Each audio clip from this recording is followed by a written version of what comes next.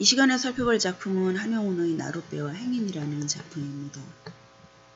이 시에서 두드러진 점은 첫 번째 연과 마지막 연에 등장하고 있는 수미상관의 구조인데요. 화자는 나룻배, 청자는 행인으로 비유가 되고 있죠. 그것을 수미상관의 구조를 통해서 반복적으로 강조하고 있습니다. 그 화자와 청자와의 관계를 파악하는 것이 바로 이 시의 핵심적인 내용이다. 이렇게 얘기할 수 있습니다.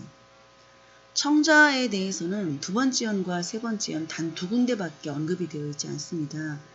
흙발로 나를 짓밟는 무심한 존재이고요. 물을 건너가고 나면 두 번 다시 나를 돌아보지 않고 한마디 고맙다는 인사도 없이 가버리는 그런 무정한 존재로 나타나고 있죠. 이런 존재를 대하는 화자의 태도는 어떤 것일까요? 두 번째 연을 보면은 화자는 당신을 안고 물을 건너간다고 얘기를 합니다. 한용운은 승려입니다. 그래서 불교적인 어떤 그 바탕을 시 속에 흔히 깔고 보여주게 되는데요. 불교에서는 인생을 고해라고 얘기를 하죠. 고통스러운 바다라는 뜻입니다. 승려는 이 고해로부터 중생을 구제해야 될 그런 그 책임을 가지고 있는 사람입니다. 물을 건너간다고 하는 것은 중생을 구제한다는 의미로 우리가 읽을 수 있는데요. 물의 종류가 여러 가지입니다. 깊은 물도 있고 옅은 물도 있고 급한 물도 있어요. 이 모든 물들을 두말 없이 다 건너가야 되는데 이 과정은 바로 어떤 시련과 희생, 어떤 시련과 난관이 있어도 그것을 극복해 나가는 그러면서 중생을 구제하는 이런 모습으로 우리가 읽을 수가 있겠죠. 지금 이렇게 네모로 표시해 놓은 부분이 바로 당신을 위한 화자의 희생과 시련을 보여주고 있는 이런 시어들인데요. 바람을 쐬기도 하고 눈비를 맞기도 하죠. 이런 여러 가지 고통스러운 상황을 그대로 감내하면서 화자는 지극한 희생과 헌신의 자세를 보이게 됩니다. 자, 한없이 무조건적인 기다림, 그리고 그 기다림이 자신의 의지에 의해서 뒷받침되고 있는 이 인고의 자세, 이것은 과연 무엇을 의미하는 것일까요?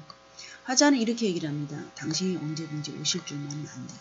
즉, 재회에 대한 기대와 희망을 가지고 있기 때문에 당신이라고 하는 존재에 대한 절대적인 믿음을 가지고 있기 때문에 화자는 이 모든 고통과 힘든 어려움들을 감내하는 것이라고 볼 수가 있겠죠. 그리고 기다림의 시간이 지속될수록 화자의 모습도 낡아가게 됩니다. 안타까운 모습이죠. 그렇다면 무정하고 무심한 존재 당신에 대해서 이토록 절대적인 헌신을 하면서 기다리고 있는 나의 태도, 이것이 과연 의미하는 바는 무엇일까요? 이런 절대적이고 헌신적인 사랑은 과연 무엇을 의미하는 것일까요? 일반적인 남녀관계를 우리가 떠올려 본다면 이것은 대단히 불평등한 관계라고 볼 수가 있겠죠. 그래서 조금 더 큰 사랑을 생각해 볼 수 있습니다. 부모가 자식을 사랑하는 마음은 어떨까요? 자식이 속을 썩이거나 방황하거나 방탕한 생활을 하거나 멀리 부모의 품을 벗어나 떠돌지라도 한없이 기다리고 언젠간 돌아와 제자리를 찾을 거라고 생각을 하며 또한 그 험난한 과정에서 인생의 동반자가 되어서 이끌어주고자 하는 것이 바로 부모의 마음이 아닐까? 그렇다면 여기 나타나고 있는 나룻배의 자세가 바로 부모의 마음, 그런 사랑을 의미하는 것은 아닐까? 이런 생각을 해봅니다. 또 한용운이 아까 승려였다고 얘기를 했죠. 그런 차원에서 본다면 중생을 구제하고 어떤 불교적인 진리를 설파해야 할 구도자의 자세 또한 바로 이런 헌신적인 자세가 아닐까라고 생각을 합니다. 또한 한용운은 독립운동가였습니다. 33인의 한 사람으로 독립선언서에 불교계를 대표해서 이름을 올리고 끝까지 변치 않고 독립운동의 한 길을 걸어왔던 이런 분입니다. 그렇다면 어떤 보상도 기대하지 않고 심지어는 경우에 따라서는 남들의 외면을 받거나 오해를 받을 수도 있고 여러 가지 어려움이 있음에도 불구하고 그 과정을 묵묵히 오로지 민족의 해방과 독립을 위해서 평생을 걸어갔던 독립운동가의 모습 역시 바로 나룻배가 보여주는 모습이 아닐까 그런 걸 생각해 볼 수가 있겠죠. 그래서 나룻배와 행인의 관계로 나타나고 있는 나와 당신의 관계. 여기서 핵심은 나의 자세입니다. 당신을 기다리며 당신을 위해 희생하는 헌신적, 희생적 존재.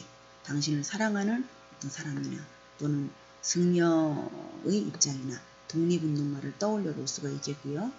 당신이 상징하는 바는 절대적인 권위를 지닌 존재, 화자가 기다리는 엄청난 헌신을 바치고자 하는 존재, 또는 불교적인 진리, 그리고 독립운동가가 떠받들어야 될 민족, 이런 것들이 당신의 상징적 의미일 것이라고 우리가 이해할 수가 있을 것입니다. 작품은 경어체를 사용하고 있죠. 경어체를 통해서 바로 기다림의 태도, 복종적인 청자에 대한 화자의 태도를 드러내고 있다. 이렇게 얘기를 할 수 있겠고요. 이 작품의 요체는 결국은 나와 당신의 관계입니다. 그 관계는 대등하지 않지요. 끊임없이 복종하고 헌신하고 기다리는 나와 나에게 있어서 절대적인 존재이기 때문에 거스를 수 없는 이런 권위를 지니고 있는 당신, 일종의 주종관계를 형성하게 되는데요.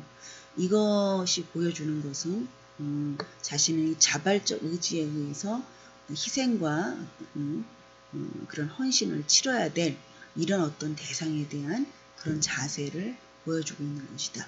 이렇게 얘기할 수 있습니다. 과연 우리에게 지금 이 순간 당신은 어떤 존재일까요? 우리에게 어떤 당신이 있을까요? 생각해 보면서 오늘의 수업을 마칩니다.